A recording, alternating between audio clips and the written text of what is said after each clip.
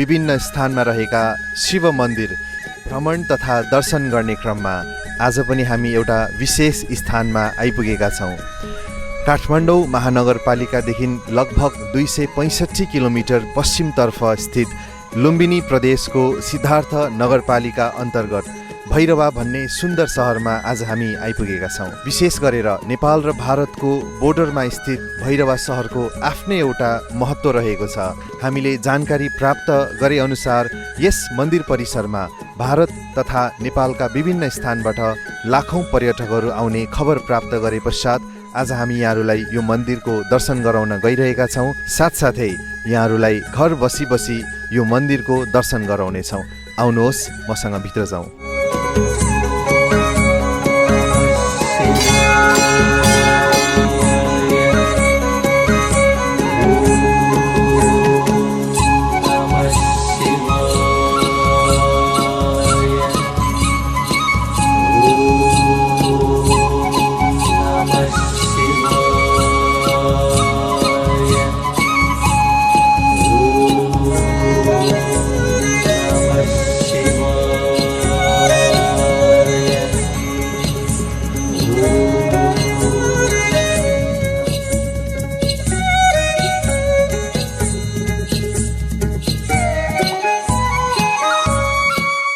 आदरणीय सचिवज्यू, विशेष यो मन्दिरको स्थापना कालको बारेमा छोटकरीमा केही बताइदिनुहोस् न। अब मन्दिर स्थापना भन्दाखेरि कसले स्थापना गर्यो भन्ने कुरा त यकिनका साथ भन्न सकिँदैन। हामीले जानकारी पाएअनुसार यो परापूर्व कालदेखि नै यहाँ घना जङ्गल थियो। जङ्गलको बिचमा चाहिँ नि एउटा यो अलिकति उच्च दुम्को जस्तो ठाउँ थियो। त्यहाँनिर चाहिँ नि हाम्रो परमेश्वरको प्रादुर्भाव भएको हो।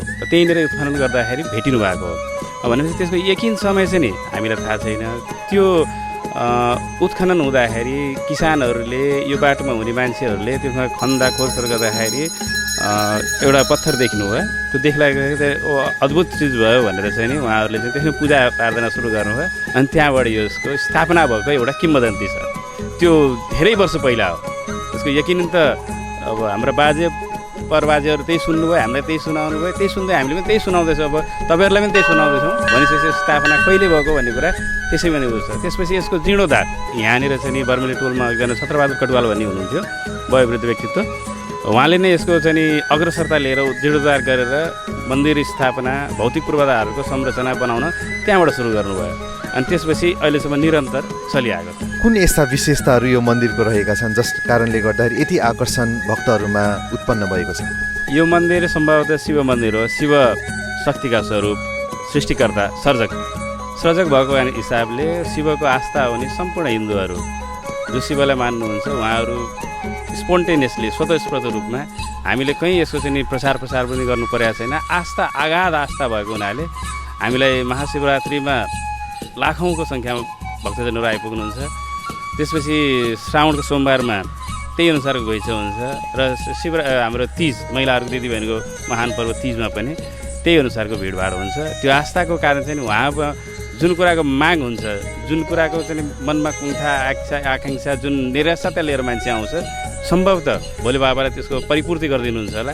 त्यसैको कारणले यो आगाध प्रेम, आगाध आस्था र आगाध भिड हामीले पाइरहेको छौँ। यो मन्दिर परिसरमा भक्तजनहरू विशेष वर्षको कुन महिनामा आउने गर्दछन्? यो मन्दिरमा भक्तहरू त नजिकका जानेका यहाँ जल चढाउन बारे मास त्यतिखेर पनि आउँछन्। तर ठुलो मेला लाग्ने शिवरात्रि।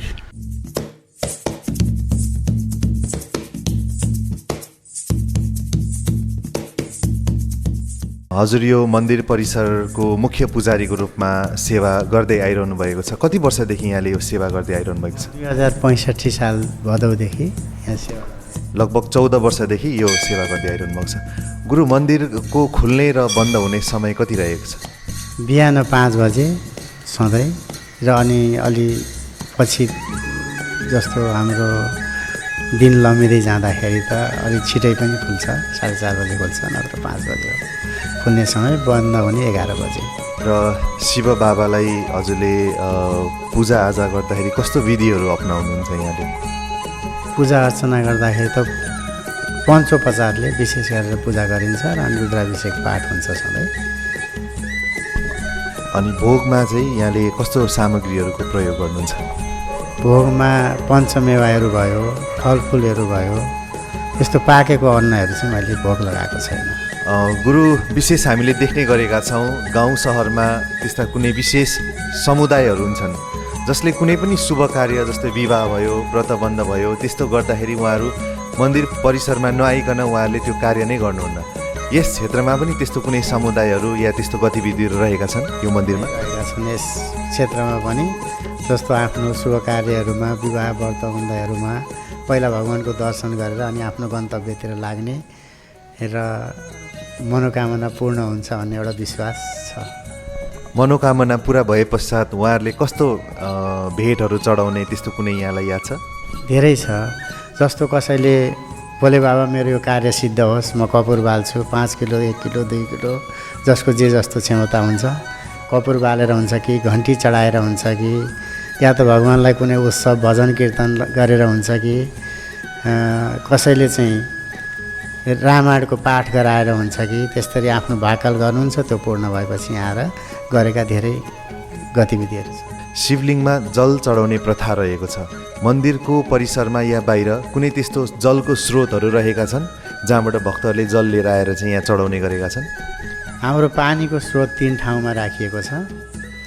ह्यान्ड पाइप भयो, अनि पहिला त बोरिङै थियो, अहिले त्यो सुकेर ह्यान्ड पाइपमा परिणत भएको छ। 3 ठाउँमा हाम्रो बोरिङहरू छ। पश्चिमतिर एउटा, पूर्व इशान कोणतिर एउटा र यता आग्नेय कोणमा एउटा। 3टा हाम्रो पानीको स्रोत छ। त्यसैबाट भक्तजनहरूले जल ल्याउनुहुन्छ र चढाउनुहुन्छ। अन्त्यमा गुरु, यहाँले आफ्नो जीवनको 14 वर्ष वा त्योभन्दा लामो समयदेखि भगवान्को पूजा आराधना गर्दै आइरहनु भएको हुनुहुन्छ। यहाँको व्यक्तिगत जीवनमा भगवान्ले हजुरलाई कुनै त्यस्तो अलौकिक साक्षात्कार भनौँ या दिव्य दर्शन गराएको यहाँको व्यक्तिगत जीवनमा त्यस्तो अनुभव छ? दिव्य दर्शन भन्ने कुरा त आफ्नो मनको कुरा हो। म त एकदम प्रसन्न छु र मेरो पहिला जुन अवस्थामा म एउटा एकदम निम्न स्तरमा पुगेर सेवाको लागि आएको थिएँ, निस्वार्थ सेवाको लागि, अहिले म धेरै माथि छु र मलाई धेरै खुसी राख्नु भएको छ। ओम शान्ति। कार्यक्रम शिवालय रहस्यको आजको अध्यायमा हामीले भैरवा स्थित श्री शिव मन्दिरको दर्शन गरेका छौँ। यस मन्दिर परिसरमा राष्ट्रिय तथा अन्तर्राष्ट्रिय क्षेत्रबाट लाखौँको सङ्ख्यामा भक्तजनहरू तथा पर्यटकहरू आएर दर्शन गरेका छन्। किनकि विशेष अहिले हामी लुम्बिनी प्रदेशमा अवस्थित छौँ। यहाँहरूलाई पक्कै पनि विचार आइसकेको हुनुपर्छ, लुम्बिनी प्रदेश अर्थात् महात्मा बुद्धको जन्मस्थल। यो स्थानबाट लुम्बिनी अर्थात् महात्मा बुद्धको जन्मस्थल एकदमै नजिक रहेको छ। साथसाथै भैरवामा अन्तर्राष्ट्रिय विमानस्थलको पनि लगभग तयारी सम्पन्न भइसकेको छ। यसकारणले आदरणीय दर्शकबिन, यहाँहरू पक्कै पनि यो क्षेत्रमा भ्रमण गरेर महात्मा बुद्धको पनि जन्मस्थलको लाभ लिनुहुनेछ। साथसाथै यो सुन्दर नगरी भैरवामा स्थित श्री शिव मन्दिरको पनि दर्शन पक्कै पनि गर्नुहुनेछ। यो मन्दिरको वास्तविक स्थापनाको वर्ष हामीलाई थाहा नभए तापनि यस स्थानमा यसरी बस्दाखेरि हामीलाई अति नै आनन्द आइरहेको छ। साथसाथै यसरी नै नेपालको विभिन्न स्थानमा रहेका शिव मन्दिरहरू हामी यहाँहरूलाई आगामी श्रृङ्खलाहरूमा दर्शन गराउने नै छौँ। यति भन्दै आजको श्रृङ्खलाबाट म विनोद अग्रवाललाई बिदा दिनुहोस्। धेरै धेरै धन्यवाद। ओम शान्ति। नमस्कार।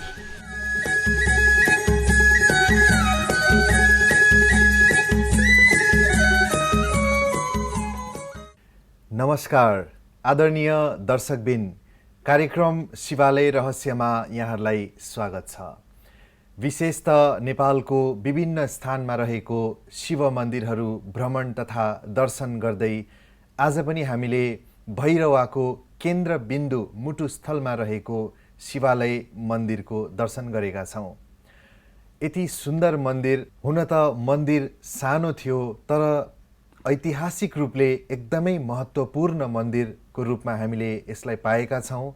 लाखौँ भक्तजनहरूको भिडभाड हुने, घुइँचो लाग्ने यस मन्दिरमा आफ्नो हरेक मनोकामना पुरा हुने हामीले भर्खरै दृश्य देख्यौँ।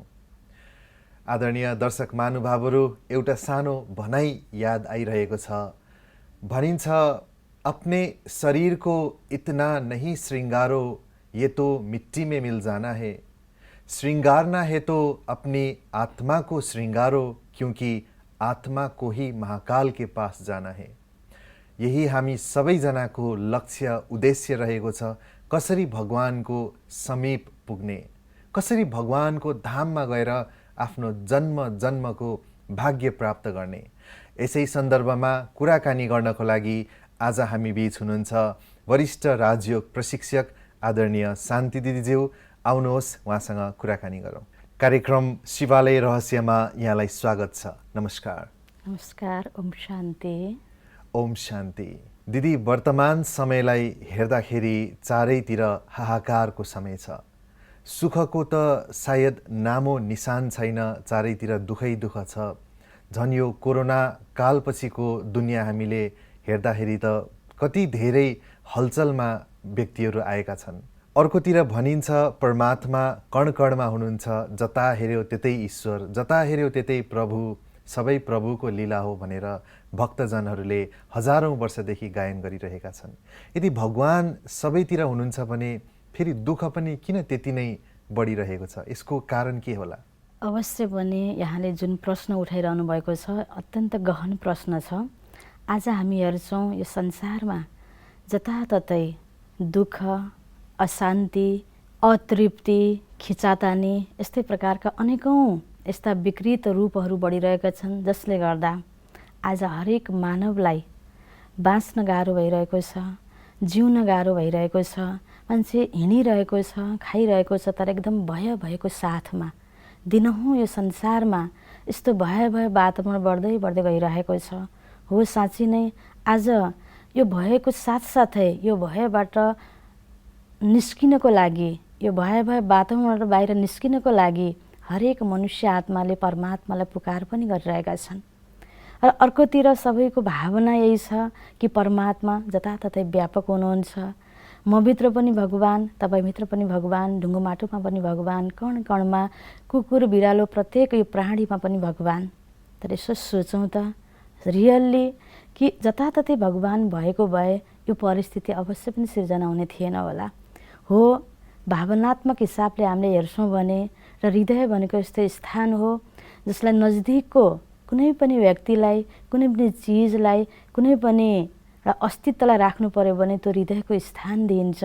हुनसक्छ भावनात्मक हिसाबले हामीले भगवान हामीभित्र हुनुहुन्छ भन्न खोजेका छौँ, त्यो एउटा हामीभित्र हुनुहुन्छ भने भावना मात्रै हो। साँच्चै नै भगवान हामीभित्र हुनुहुन्न, किनकि हामीलाई थाहा छ भगवान भनेको हामी सबै मनुष्य आत्माको पिता। आज हामी सोचौँ कि एउटा पिता, उसको कुनै 4-5 बच्चाहरू छन् भने त उसको शारीरिक अस्तित्व त उसको बच्चाहरूको शरीरमा त व्यापक हुँदैन नि। उसको पिताको अस्तित्व अलग हुन्छ, बच्चाको अस्तित्व अलग हुन्छ, आफ्नै अस्तित्व हुन्छ। त्यस्तै परम आत्मा, उहाँ पनि आत्मा नै हुनुहुन्छ, तर हामी सबै मनुष्य आत्माहरू भन्दा परम हुनुहुन्छ। उहाँ परम आत्माको अस्तित्व छुट्टै छ र हामी एक मनुष्य आत्माहरूको अस्तित्व छुट्टै छ। हामी मनुष्य आत्माले यो शरीर लिएर यहाँ कर्म गरिरहेका छौँ। हामी हरेकको शरीरभित्र आत्मा जरुर छ, तर परमात्मा हुनुहुन्न। आत्मा परमात्माको सन्तान हो, त परमात्माको अंश हामीभित्र छैन, परमात्माको वंश जरुर छ, किन हामी परमात्माको वंश सन्तति, हामी आत्मा हौँ। यदि परमात्मा नै यहाँ भएको भए आज हामी हेरौँ, हामी हरेक मनुष्य आत्माहरूबाट विभिन्न प्रकारको गल्ती भइरहेको छ। परमात्मा हामीभित्र भएको भए हाम्रा कर्महरूमा ती गलत कर्महरू हुन्थेनन्, कर्महरू विकर्म बन्ने थिएनन्। हामी हरेक मनुष्य आत्मामा जो ताकत हुन्छ, जो शक्ति हुन्छ, यो शरीरको माध्यमले, यो प्रकृतिको माध्यमले हामीले कर्म गर्दै गर्दै आउँदाखेरि आत्मबल, त्यो मनोबल, त्यो शक्ति क्षीण हुँदै हुँदै आइरहेको हुन्छ। हामीमा जो ज्ञान पनि छ, अल्प ज्ञान छ, शक्ति पनि छ, त्यो अल्पकालीन केही क्षण भङ्गुरको शक्ति छ, तर त्यो परम शक्ति परमात्मा सर्वशक्तिवान हुनुहुन्छ, सदा सर्वदा पवित्र हुनुहुन्छ। त्यो क्षमता र सबै मनुष्य जीवनको लागि, हामी हरेक मनुष्य आत्माको लागि जो आवश्यक खजानाहरू हो, जो गुण हो, ज्ञान हो, शक्ति हो, यो सबै कुराहरू परमात्मामा भरपूर छ। त्यो कहिल्यै पनि त्यो परमात्माको भण्डारा कहिल्यै पनि खाली हुँदैन। अखुट भण्डार परमात्मा हुनुहुन्छ भने हामीमा घट्छ। जब घट्छ र फेरि हामी लिनको लागि परमात्मालाई पुकारा गर्ने गर्छौँ। जसरी एउटा मोबाइल जब चार्ज सकिँदै जान्छ फेरि हामी चार्ज गर्नको लागि हामीले त्यो चार्ज गर्ने स्थान त्यो बिजुलीको माध्यमले हामीले फेरि त्यो चार्ज गर्ने स्थानमा प्लग मारेर जोड्छौँ र मोबाइललाई चार्ज गर्छौँ। त्यस्तै तरिकाले आज हामी हरेक मनुष्य आत्मा यो कर्म गर्ने क्रममा प्रकृतिको प्रभावमा आउँदाखेरि, व्यक्ति वस्तु परिस्थितिको प्रभावमा आउँदा जब शक्तिहीन हुन्छौँ, मनोबल घट्छ अनि पुनः रिचार्ज गर्नको लागि परमात्मालाई याद गर्ने गर्छौँ। यदि परमात्मा यहीँ भएको भए फेरि हामीले याद गर्ने थिएनौँ। टाढा हुनुहुन्छ, कहीँ हुनुहुन्छ अनि अन्जानमा पनि आज भक्त आत्माहरूले त्यो परमात्मालाई याद गर्छन्। हे प्रभु दुःखहरू, हे प्रभु, त कहीँ परमात्मा हुनुहुन्छ अनि परमात्मालाई याद गर्ने बित्तिकै आँखा पनि माथि गइहाल्छ। भगवान् उपरवाला माथि हुनुहुन्छ, कान नभएर पनि सुन्नुहुन्छ अरे, आँखा नभएर पनि देख्नुहुन्छ अरे। फेरि एकातर्फ परमात्माको यो गायन पनि छ। त यहीँ भएको भए यो पुकारा प्रार्थना गर्ने थिएनौँ। र अर्कोतिर भनेको छ परमात्मा यो धरतीमा आउनुहुन्छ। त कहीँ हुनुहुन्छ तब त आउनुहुन्छ। अनि यो पनि आस्था र विश्वास मान्यता छ कि परमात्मा आउनुहुन्छ। त जब जब संसारमा धर्मको ग्लानि हुन्छ, अति दुःख बढ्दै जान्छ, त यो दुःखबाट मनुष्य आत्मालाई मुक्त गराउनको निम्ति, सुख शान्ति दिनको निम्ति, मनुष्य आत्मालाई मुक्ति दिनको निम्ति त्यो मुक्तिनाथ परमपिता परमात्मा यो धरामा आउनुहुन्छ। भनेपछि परमात्मा अलग हुनुहुन्छ, हामी मनुष्य आत्मा अलग छौँ र हामी मनुष्य आत्माले यो शरीरको माध्यमले कर्म गरिरहेका छौँ। यहाँ यो धरतीमा परमात्मा व्यापक हुनुहुन्न। तर आज के भयो, परमात्मा हाम्रो पिता हुँदाहुँदै पनि परमात्माको आज हामीलाई सही पहिचान भएन, विस्मृति भयो। हामी परम आत्माको साथमा परमधाममा हामी हरेक आत्मा थियौँ। हाम्रो घर एउटै हो। त हाम्रो रूप गुण हाम्रो अवस्था एक हिसाबले परमात्मासँगको समानता त्यो समान पनि थियो। जस्तो कि परमात्मा प्रेमको सागर हुनुहुन्छ भने हामी आत्मा प्रेम स्वरूप हो। तर त्यो समानता हुँदाहुँदै पनि जब हामी आत्मा धरामा आयौँ अनि ती गुणहरू हाम्रा हराउँदै हराउँदै गए अनि पुनः फेरि गुण रूप त्यो स्वरूपलाई प्राप्त गर्नको लागि परमात्मासँग हामीले सम्बन्ध स्थापित गर्नुको खाँचो भयो। तर यो बिचमा सम्बन्ध विच्छेद हुनाले परमात्मासँगको जो खजाना हो, जो सम्पत्ति हो, ज्ञान गुण हो, त्यो हामीमा भएन। त पुनः परमात्मासँग हामीले सम्बन्ध स्थापित गरेर लिनुको आवश्यकता पर्छ। त्यसकारण यही दिनको लागि परमपिता परमात्मा पुनः यो धरामा फेरि आउनुहुन्छ। त परमात्मा जसरी एउटा आगोको गुण तातो हुन्छ, त आगोको नजिक हामीले कुनै चिज राख्छौँ भने उसको आगोको सम्पर्कमा आउने बित्तिकै त्यो चिज पनि तातो हुँदै जान्छ। जब आगोबाट हामीले अलग गर्छौँ, पुनः पानीलाई नै हेरौँ, पानी तताउँछौँ, आगोको नजिक हुँदा तातो हुन्छ, आगोकोबाट टाढा राख्ने बित्तिकै पानी फेरि शीतल स्वरूपमा आइहाल्छ। यदि परमपिता परमात्मा त्यो सर्वगुण सम्पन्न परमात्मा हामीभित्र भएको भए त्यो परमात्मा गुण पनि हामीभित्र हुने थियो। आज छैन। त परमात्मासँग जो गुण छ आज हामीमा छैन र परमात्माको सम्पर्कमा आएर त्यो गुण हामीले आफूलाई भर्नको लागि त्यो परमात्मालाई आज हामीले याद गर्छौँ। तसर्थ परमात्माले हामीलाई त्यो सम्पन्न आत्मालाई यो धरामा पठाउनु भएको थियो। यो पुनर्जन्मको चक्रमा आउँदा आउँदा सतयुग, त्रेतायुग, द्वापर युग, कलियुग, यो युगको चक्रमा हामीले विभिन्न जन्महरू लिँदै आउँदाखेरि विभिन्न नाम रूपमा आफ्नो भूमिका निर्वाह गर्दै आउँदाखेरि आज हामी यो अवस्थामा छौँ। पुनः हामीलाई अब जो जानुपर्ने आफ्नो परमधाम घरमा हो, यो ड्रामाको स्टेजमा कर्म गर्दा गर्दा घर फर्किनुको जब समय आयो हामीलाई ड्रामाको बारेमा पनि विस्मृति भयो। अब याद दिलाउनको लागि कि बच्चे अब तिमीलाई घर फर्किनेको समय आयो, यो एक्ट गर्नेको समय पुरा भयो, अब पुनः तिमीलाई परमधाममा जानु छ। याद दिलाउनको लागि परमात्मा स्वयं ब्रह्माको तनमा यति बेला धरतीमा आउनुहुन्छ र हामीलाई यो ईश्वरीय ज्ञान आफ्नो पहिचान परमात्माले स्वयं दिनुहुन्छ। पुनः अब हामी परमात्मासँग जब सम्बन्ध राम्रोसँग स्थापित गर्छौँ भने त्यो परमात्माको सम्बन्धले, त्यो सम्पर्कले परमात्मा भएका सम्पूर्ण गुणहरू, सुख, शान्ति, आनन्द, प्रेम, पवित्रता, जो सन्तुष्टि, जो हामीलाई चाहिएको छ त्यो अब पुरा हुन्छ। त्यो लिनेको समय भनेको अहिले हो। बाँकी यहाँ अरू कुनै पनि समयमा परमात्मा व्यापक रहेर पत्ता पत्ता हिलाउने सबै कर्तव्य परमात्माले गरिरहेको हुनुहुन्न। मुर्दालाई पनि जिन्दा गर्छ भनिन्छ नि कहिलेकाहीँ। हो, यो सुनिन्छ। जसरी हामीले कसैलाई परमात्माको बारेमा बताइरहँदाखेरि परमात्मा सर्वशक्तिवान हुनुहुन्छ भन्दाखेरि कतिपयलाई परमात्माप्रति जो आस्था नभएको व्यक्तिहरूले अझै यो क्रस क्वेसन पनि गर्नुहुन्छ, कम्प्लेन छ कि यदि साँच्चै नै परमात्मा हो भने त मुर्दालाई जिन्दा गरेर देखाउनु पर्ने नि। परमात्मा भनेको यो संसारको विधि विधाता पनि हो। जसरी एउटा कुनै पनि कार्यक्षेत्रमा, कुनै पनि व्यवस्थापन पक्षमा कोही व्यक्तिहरूले मिलेर एउटा विधि बनाउँछन्, त्यसको आफ्नै जो व्यवस्था हुन्छ, विधि विधान त बनाइसकेपछि स्वयं त्यो व्यक्ति पनि त्यो विधि अनुसार चल्नुपर्ने हुन्छ। जसरी एउटा टिचरले विद्यार्थीलाई पढाउने क्रममा जति पनि कुराहरू सिकाउन मिल्छ, जब परीक्षा हलमा गइसकेपछि टिचरले जुन प्रश्न दिएको हुन्छ विद्यार्थीले त्यो प्रश्नको उत्तर दिनुपर्ने हुन्छ। त्यति बेला त्यो टिचरले उसलाई सिकाउन मिल्दैन र उसलाई नम्बर दिएर पास गराउन पनि मिल्दैन। चाहे त टिचरले सक्छन् नि, तर त्यो विधि, त्यो व्यवस्था नै खलबलिन्छ।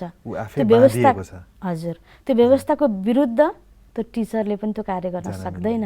त्यस्तै परम टिचर, परम सद्गुरु, यो सृष्टिको विधि विधाता परमात्माले पनि जब यो संसार व्यवस्थित रूपबाट चलिरहेको छ, परमात्माको सुन्दर व्यवस्थापन छ, सुन्दर संसारमा हरेकको आफ्नो जो रोल छ, जुन भूमिका छ, त्यो अनुरूप जो चलिरहेको छ। आज एउटा व्यक्ति मर्यो, यहाँ मुर्दा छ, त्यो आत्मा गएर अर्को ठाउँमा गर्भमा तयार भइरहेको पिण्डमा प्रवेश गर्नु छ। यदि परमात्माले यहाँ भ्युजाइदिनु भयो भने उता जहाँ जन्म हुनेवाला छ त्यो पिण्डमा आत्माको प्रवेश त हुँदैन, उताको पनि व्यवस्था खलबलिन्छ। परमात्माको शक्ति कहिले पनि दुरुपयोग हुँदैन। परमात्मा शक्तिवान भनेर यस्तो सानोतिनो हामी मनुष्य आत्माको इच्छा अनुसार परमात्माले आफ्नो शक्तिलाई दुरुपयोग गर्नुहुन्न। परमात्माले जो आवश्यक छ त्यो आवश्यकता अनुसार हामीलाई निर्देशन दिनुहुन्छ। त्यो निर्देशन अनुरूप हामीले कर्म कर्तव्य गर्नुपर्ने हुन्छ। तर परमात्माले जति बेला हामीले चाह्यौँ त्यति बेला नै परमात्माले कृपा गर्ने, आशीर्वाद दिने, अब जति बेला पनि आफ्नो शक्तिको प्रयोग गर्ने त्यो कार्य भने परमात्माले अवश्य पनि गर्नुहुन्न। परमात्मा आफ्नो फिक्स टाइममा आउनुहुन्छ, आफ्नो कर्तव्य पुरा गर्नुहुन्छ, हामीलाई सम्पन्न बनाएर परमात्माले संसारमा पठाउनुहुन्छ। यसरी कर्म गर भनेर परमात्मा एउटा गाइडलाइन दिनुहुन्छ। त्यो अनुरूप हामी सत्कर्म गर्दै गर्दाखेरि यो दुःख थिएन संसारमा। जब हामीलाई परमात्माले दिएको मत, त्यो निर्देशन हामीले बिर्स्यौँ, परमात्मासँग सम्बन्ध विच्छेद भयो अनि यो दुःखहरू बढ्दै गएको हो। अब यो दुःखबाट मुक्त हुनको लागि अब हामीले पुनः परमात्मासँग सम्पर्क स्थापित गर्नुपर्छ, आफूलाई चार्ज गर्नुपर्छ, शक्ति सम्पन्न बनाउनुपर्छ ताकि हामीबाट कोही गलत कर्म नहोस्। आज यो दुःख भनेको हामीले नै गरेका कर्मका प्रतिफलहरू हुन्। जस्तो कर्म गर्छौँ त्यस्तै फल हामीले प्राप्त गर्छौँ। त्यसैले अब हामीले सत्कर्म गर्नको लागि परमात्मा निर्देशनलाई हामीले पालन गर्दै जाउँ र यो निर्देशन वर्तमान समय परमात्माले अहिले यही धरामा आएर हामीलाई दिइरहनु भएको छ। दिदी, यहाँले भन्नुभयो आफ्नो कर्मको फल आफै हामीले भोग्नुपर्छ। सायद त्यसै कारणले नै होला आज संसारमा पाप सन्ताप बढिरहेको छ, दुःखको एकदम दलदलमा हामी मनुष्यहरू फसिरहेका छौँ। दिदी, भक्तहरूको अर्को पनि एउटा भावना हुन्छ भगवानप्रति कि गाउँ सहरमा हेरौँ कुनै पनि शुभ कार्य जब हामी गर्छौँ तब भगवानको शिवालयमा, मन्दिरमा या मूर्तिमा यसो आएर त्यहाँ ढोगेर केही विधिहरू गरेर कुनै पनि शुभ कार्य हामी प्रारम्भ गर्छौँ। यसको रहस्य के होला? किन यो गर्न जरुरी छ र? अघि जो प्रसङ्ग चलिरहेको थियो कि संसारमा जब दुःख बढ्दै गयो यसको मतलब यही हो कि हामीमा के भयो त भन्दा रिक्तता आयो, आत्मामा त्यो शक्ति भएन।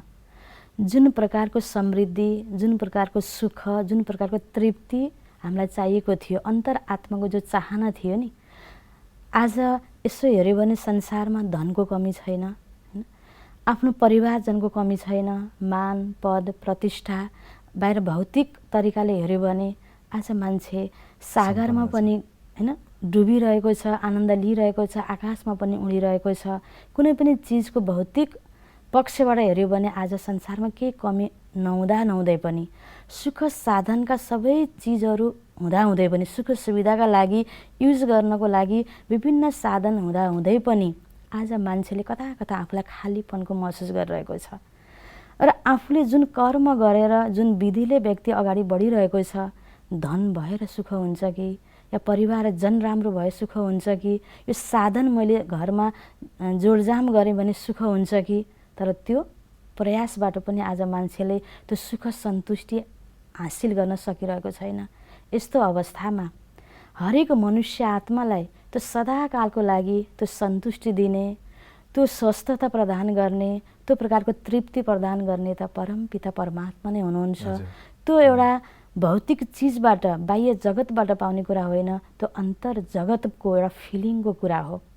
जब कुनै पनि व्यक्तिले हामीलाई 84 व्यञ्जन दिइरहेको हुन्छ तर अलिकता झर्केर दियो, राम्रो भावनाले दिएन भने हामीलाई त्यो त्यति स्वादिष्ट फिलिङ हुँदैन। भावनाको कुरा हुन्छ यहाँ। बाहिरी चिजभन्दा पनि अन्तर आत्माको जो सोच, जो भावना, जो सोच्नेको तरिकाहरू सबै हेऱ्यो भने आज त्यो रिक्तता महसुस हुँदै गइरहेको छ र आफैले गरेका कर्महरूमा पनि एउटा आत्मविश्वास छैन। अनि के हुन्छ भन्दा प्राप्तिको लागि र सफलताको लागि परमात्मालाई मनुष्य आत्माले याद गर्छ। किन मैले जो गरिरहेको छु कता कता सफल हुँदिन कि भगवानले कृपा गर्नुहुन्छ, आशीर्वाद दिनुहुन्छ भन्ने मनुष्य आत्माको भावना छ। त्यो भावना एक ठाउँमा ठिक छ, हो परमात्मा दयाको सागर हुनुहुन्छ, हामी मनुष्य आत्माकै पिता हुनुहुन्छ, त आफ्नो सन्ततिको दुःख त परमात्माले देख्न चाहनुहुन्न। त परमात्मा कृपा र आशीर्वाद भनेको वर्तमान समयमा हामीलाई आएर सही दिशा निर्देश दिनु, श्रेष्ठ मत दिनु, यो नै परमात्माको हामीप्रतिको कृपा हो। त परमात्माको निर्देशनमा चलेर श्रेष्ठ कर्म गऱ्यौँ भने श्रेष्ठ कर्मको फल स्वतै फेरि हामीलाई राम्रो हुँदै जान्छ र हामीले जुन आशय राखेर मन्दिरमा गएर हामीले आशीर्वाद माग्छौँ त्यो अवश्य पनि हाम्रो मनको भावना पनि पुरा हुन्छ। त त्यसका लागि हामीले केवल माग्ने मात्र होइन, त परमात्माको हामी बच्चा बन्न त्यो अधिकारलाई लिनको लागि, त्यो योग्य पात्र बन्नको लागि परमात्माको निर्देशन अनुसार हामी आफ्नो जीवनलाई चलाउनु पर्ने हुन्छ।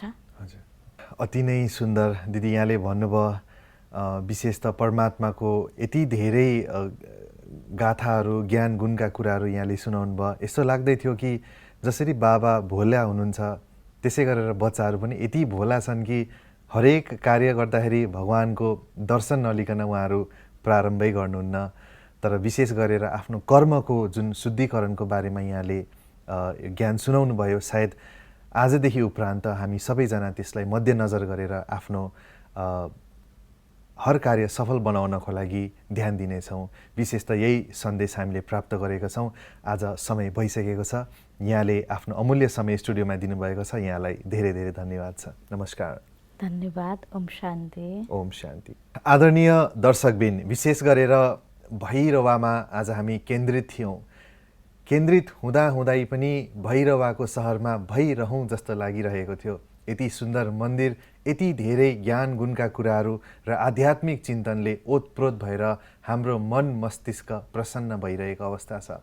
भर्खरै मात्रै हामीले थाहा पायौँ परमात्मा कण कणमा हुनुहुन्न, परमात्मा सर्वव्यापी हुनुहुन्न, परमात्मा त एकै हुनुहुन्छ र उहाँ हाम्रो माता पिता बन्धु सखा सबै वहीँ नै हुनुहुन्छ। त्यसैले गर्दाखेरि आजदेखि हामीले भगवानलाई याद गर्दाखेरि विधिवत रूपले याद गर्छौँ भने बल्ल हामीलाई हाम्रो सुख शान्ति सम्पत्तिको अधिकार प्राप्त हुनेछ। यही नै आध्यात्मिक उद्घाटन आज हामीले प्राप्त गऱ्यौँ। यहाँहरूले जो जति शुभ कार्य प्रारम्भ गर्नुहुन्छ भगवानलाई साक्षी राखेर शुद्ध मनस्थितिले गर्नुभयो भने पक्कै पनि सफल हुन्छ। यति भन्दै आजको कार्यक्रमबाट म विनोद अग्रवाल बिदा हुन्छु। यहाँ सबैजनालाई धेरै धेरै धन्यवाद छ। नमस्कार।